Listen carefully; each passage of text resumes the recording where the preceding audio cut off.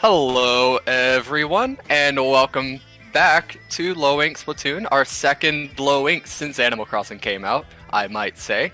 Of the 75 teams so far, we had quite a few close sets, actually, for the first round, so we're actually probably in for a treat here for the rest of this tournament. We are going to be looking at for round 2, KenSa Clan versus Boing Removal Services. KenSa Clan, I do recall being in Low Ink last month, however, but I don't believe they were ever on stream before, and neither were Boing Removal Services, so we're definitely going to be in for a little bit of a ride together here to find out what these two teams are like together. We're going to be starting out on Rainmaker Blackbelly Skate Park, and this is actually a pretty interesting map as far as Rainmaker goes. We'll honestly see who probably gets the right push a little bit faster. That's probably going to be what wins the match here. Oh, I definitely agree. On this map, it's a very small map, so very condensed, very get your pushes out really fast and just try to get as much points as you can. Yeah, a left push is not always a bad push, but usually it's not the best push to make. It depends on of course it's a situational thing, but if you get a wipe and you push right, it's a KO almost completely. Yeah. It's a KO. Just that's how quickly that you can push from mid to a KO. It only takes 8 seconds. So if they're able to capitalize on picks really, really well, this might be a very fast match. There are some specials, though, on this map that are still really good that aren't necessarily played in the meta anymore a whole lot. Stingray, for one, is still very, very fantastic here because while it is a very small map, it is actually a very open one as well. So you're not having to shoot through too many objects. There are certain parts of the map that it's really good at, but in general, we might actually see Rays still come out here. It is the map, and it is the mode for it. Yeah, I definitely agree. Ray's really strong here. Really strong, just a lot of Rainmaker maps, but I'd be really excited to see it come out. I'm really excited to see his comps, honestly, because this map's one of my favorites. Yeah, this map is a really fun map, I must say. I mean, I play Exploster. I love this map. It's so fun. Especially in zones. It's the double zone version of the map. It's, I mean, as an Explorer, I'll just slosh right over mid and not even have to worry about it when my teammates get our zone. At the very worst, it's an easy cap for a few seconds. Explorer's kind of broken here. Yeah, it's very good. But I wouldn't be surprised if we saw one. Maybe on Rainmaker? I'm not sure. Yeah, maybe on Rainmaker. We'll probably see some sort of slasher type weapons here, though, after all. But probably no X-Flow in Rainmaker. It doesn't really have a special that can really put a stop to a Rainmaker push like a backline needs to. Mm-hmm. Yeah, that's fair. But as we wait... Oh. Sorry. I was going to say with the recent buff to Tri-Slasher, we might be able to see that coming out. Yeah, there's been a lot of experimentation with Tri recently. A lot of debate whether it's actually still better than Soda Slosh or if it's still worse. We are actually going to get started here. Yeah. See an Aerospray. And an Octobrush. So we're actually seeing a pretty unconventional comps come out all around. Octobrush, Aerospray, Roller. Yeah. A lot of paint though for those two weapons, so let's see how this works out. And it looks like our Aerospray player is actually playing Sticks, so he's out here to make Slimy proud, our resident competitive Sticks player in Splatoon. We see one pick does happen. That is 2 right there. The Roller is respawning. The Junior is pushing forward a little bit, though, possibly trying to make some distraction tactics happen, but he's not really pushing in. He's got his teammate right with him, though. He's got to watch for the left flank. He did successfully cause a distraction tactic, however. He's got someone right above him, and he's able to stall them while his teammates start pushing through mid right there. And the drop. Oh, and he goes down right there. 52 versus Junior. Who's going to win that match? But the 52 goes down. The Octobrush takes it. So it's a 2v2 situation. The hammer does come out, but this isn't the greatest hammer match. And we see it right there. This might be a pretty big opening push right here. This Guga's just trying to clean up the Octobrush. It has to focus on 2 different spots, and unfortunately goes down with the Rainmaker. Yeah, but it is only 2 down on the side of Boing. KenSa, they're waiting. They're just kind of biding their time. Now they'll pick it up. It looks like they're gonna be taking the left route and trying to draw everybody left. They have the curling bombs. They're making a run for it. This might be, and it is the lead right there. That's the way up to 38. Very back and forth so far. But you know, the thing is, 38's not really a very large lead on this map. You know, you can change that in an instant. Just push it right once. And there comes the pick. Forge just finds himself a little bit out of place right there. The air is respawning, so it's basically 2 down. But armor out on the side of... Ooh, nice BL pick. That is almost a full wipe. The 52's the only one alive. This roller right here, Gamer, he is going to be popping the Rainmaker all by himself. He's going to push it forward slowly. Just kind of wait for them to come to him. They have leads, so they don't really have to get too greedy, but they can push it forward right here. They have a roll to a hole to do so, and they push it all the way back to 38 once again. Yeah, that's kind of the problem with pushing right on this map, is there is that choke right there for the Rainmaker to have to get through right at around 38.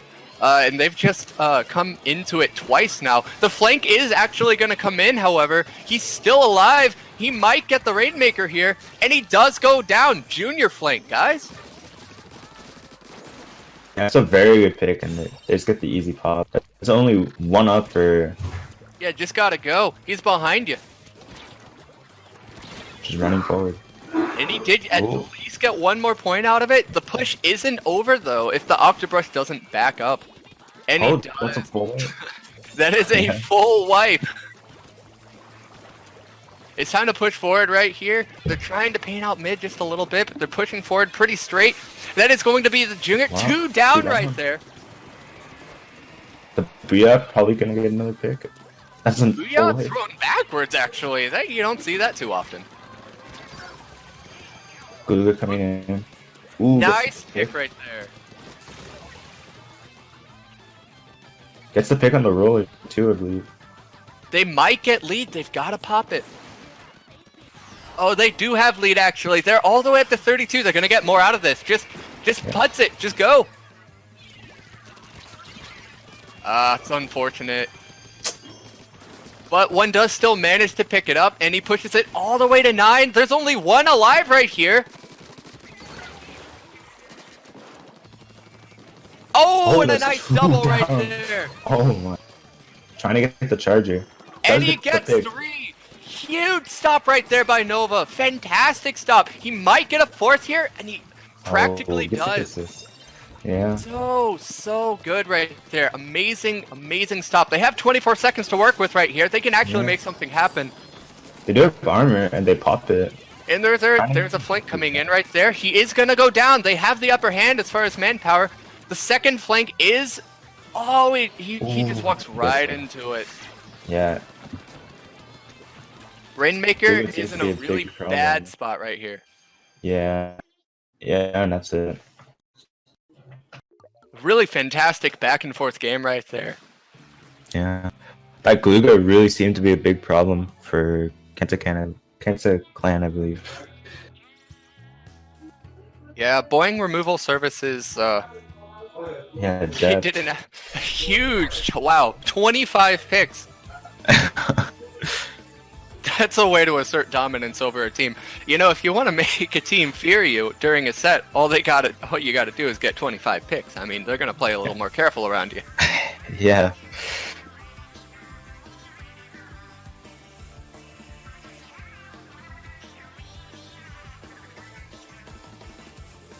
You know, however, though, if I was KenSa Clan, I'd probably pick a more conventional comp to try to counter it. You know, if a really fast-paced comp wasn't really working out for you, you know, try to switch things up. Yeah. Let Do you them see come. Right. Yeah. This is not typically people's favorite map and mode. Yeah, a conventional comp, you know what? I take that back. A conventional comp may not always work here. Yeah. Definitely not. Moray, and especially Clan Blades. We're gonna see, however, just what kind of flinks and pincers KenSa Clan is able to come out with. If they continue to stick with their much faster-paced comps, it is something that they can do. But Boing is going to have to do a really good job of countering that if they change anything up. I honestly, I'm not even sure we're going to see a dedicated backliner. It wasn't really a necessity from KenSa last time, and it wasn't a necessity from Boing. Yeah, they ran the K Charger last game, and then one team didn't even have a backliner, so I'm not even too sure. They had 3 sharking weapons and a painter, and the backliner that was in the match actually ran baller, so it was about as aggressive as a kit as you can have. Oh, and we do have a DC. Yeah.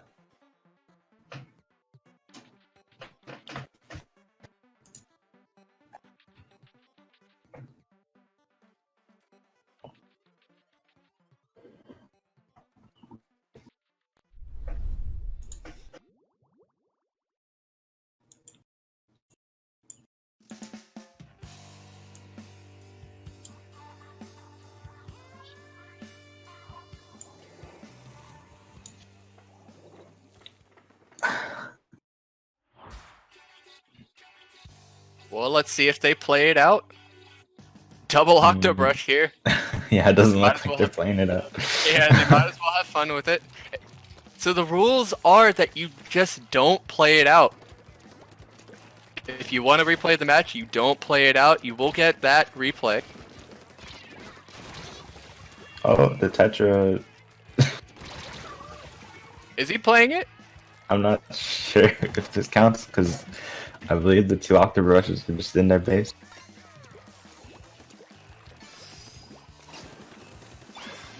It's a pretty good question, actually. I guess it'll be up to the other TOs on whether that really constitutes anything, but I think just kind of going for picks and messing with them probably doesn't count for anything. Yeah. Doesn't really seem like they're too serious. Yeah, they're just sitting up on snipe, yeah. And we're going to go ahead and get that replay right here.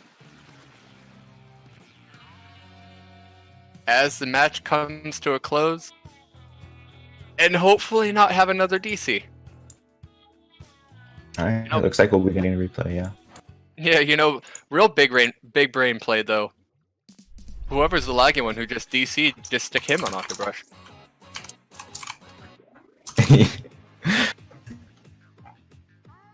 Just tell him, hey, you're playing Blaster. Only play Blaster, sorry. He'll be shooting backwards on their screen, but he'll get the direct on theirs. That's all that counts. He'll be flying across the map, but up here in front of your face when it counts. Yep, he'll get the picks. That's all that matters.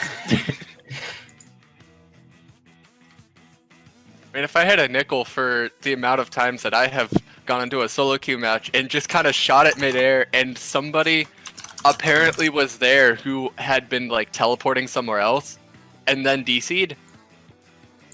Backlines experienced that a lot.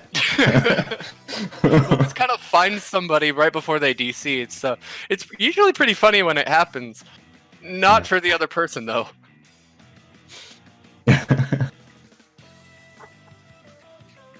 Alright. So I wonder what weapons we'll actually be seeing this time. Well, we did see a Nautilus. I remember seeing the Nautilus, and I'm not sure if they were running their normal comp because there wasn't much time to switch. But... Well, Nautilus is so strong in this meta. Frankly, I also just kind of doubt we're really going to see double Octobrush here. But I mean, if we do, then heck, they can just see how it goes. Yeah. The rule states if the DC occurs after all players have checked in, and the game says battle time, the match will be replayed with the same weapons and gear for each player as the match that had the DC. So in other words, they must play double Octobrush now. Oh my.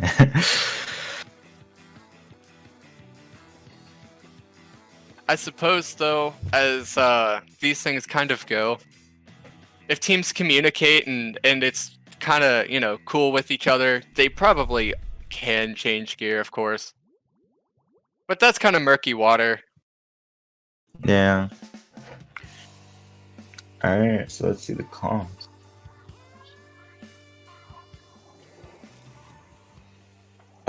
We do see... Yep. The double Octobrush. We are seeing the knot. And those glues coming out from the depth again. See if But we can make them work again. There's actually not that much paint, though. You have... Uh-oh.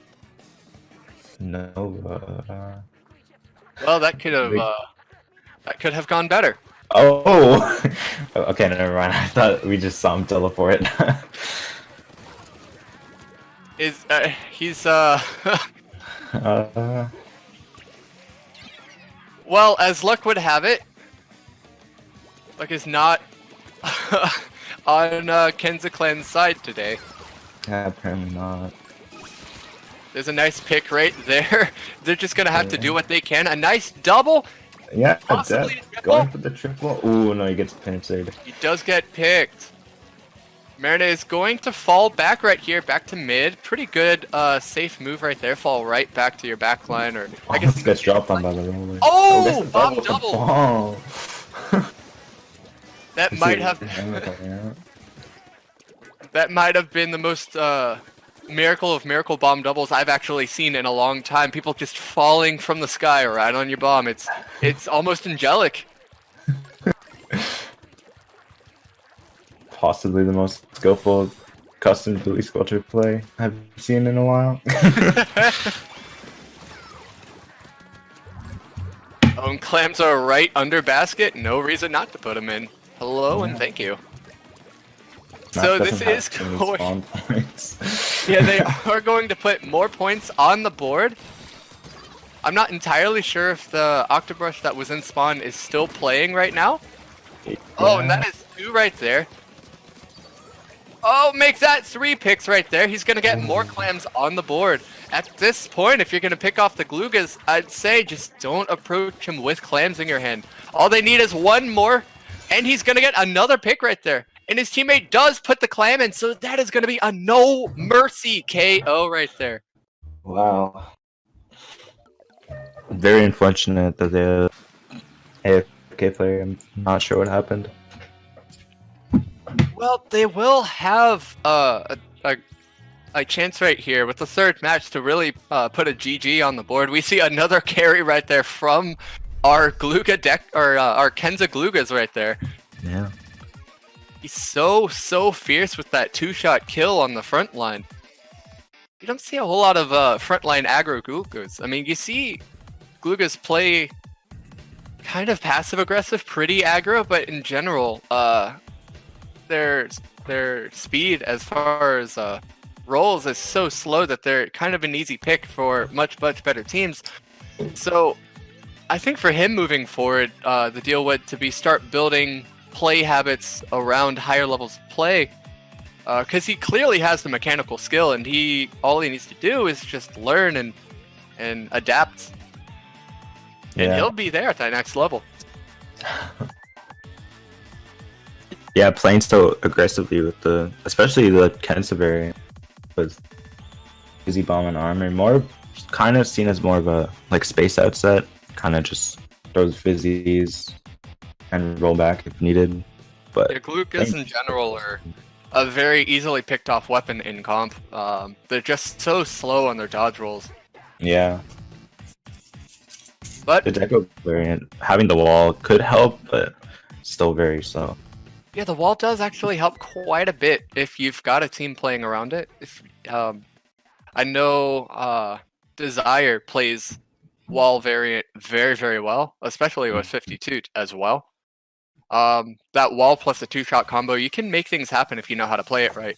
So both teams are readied up right here. We've got splat zones on the reef. Yeah, we see the twos on the map. On this map, it's very important to control the bridge and see how these teams do it. Yeah, especially in a stationary mode right here, like splat zones. We see the heavy coming out. It's a pretty good pick here. And still no backline right there from Boing. Seeing two ballers come up, though.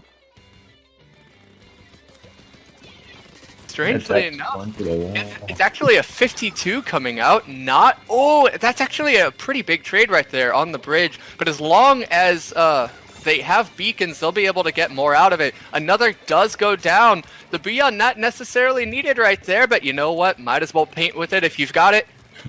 Yeah, see one on the left. It's time to push forward. A nice pick right there by Rudy.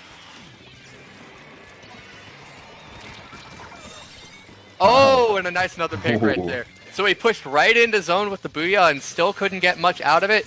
All right. So they're going to have to sit back right here and just kind of get ready for a push back in, charge in with their specials, and just really get out of this lockout situation. The hammer does come out. Oh, and they are able to take control of zone, actually. So that is at the very least a nice stall. They haven't really been able to secure mid. There is one going down. We're getting just picks, though. Absolutely. Another pick. Oh, man. And the Booyah coming out. Oh, and he gets another nice right peek. And they are going to take control of zone right here. Another pick on the Booyah. So right now they have secured mid, and it's really time to push forward. Unless Nova right there can get a pick and really control the bridge, they can start dictating when they and how they want to push in. Oh, but he drops. He might get shredded here. Gets the Booyah off, though. Oh, and he has support from his team, so that was actually a very good timing for that play.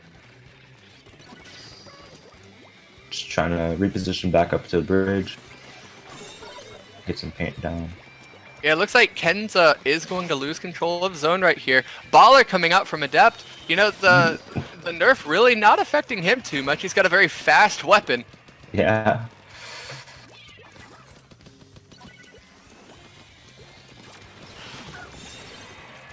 Wow, I'll just get the shred, but he gets the Booyah off, so Yeah, does get nice neutralized for a second. there. He has a chance to really capitalize on the two people pushing in. If he's playing frontline, his teammates have to be the ones focused on capping the zone right there. He's going to go down to hammer. And it looks like KenSa is going to cap it, and they're going to recap it again. Another pick right there on the Booyah, so really nice job backlining and giving support. Unfortunately, he doesn't... Yeah, he doesn't see the beacon, and he can't really get the picks that he needs to as well. So this is a really bad situation here. Oh, they see the beacon now, and they're able to take it out. That's a pretty big, important play in the long scheme. Hammer coming out. Booyah coming out as well. Nice special coordination. Just gotta pop these Booyahs for an instant cap, and they get it. Yeah. Luga's pushing forward with the wall. They're gonna have to fall back, though, unfortunately. The Booyah not able to do much unless they have another special to go with it, and they do. The Baller, however, isn't able to push in and get much. Oh, and a phenomenal play right there. He might get two. And he does. He gets two. Wow, Adept. Just pulling these kills out of nowhere.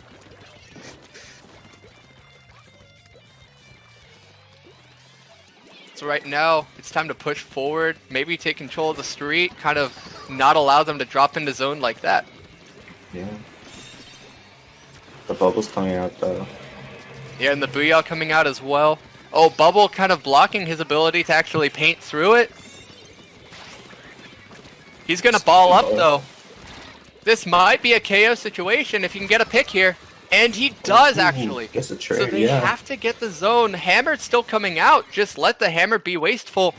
And just paint zone. That is a full wipe. So KenSa now is going to have to just go for it and swing for it. They've got to rush it, and they are going to go down. So this is right here going to be a full KO. 3-0. Wow, for very Boing. dominant. Wow. Really nice job right there by the Glugas, actually. Yeah. Really makes something happen. Adept really showing their mechanical skills. How strong Absolutely. Glugas really are. Rudy though, the 19K.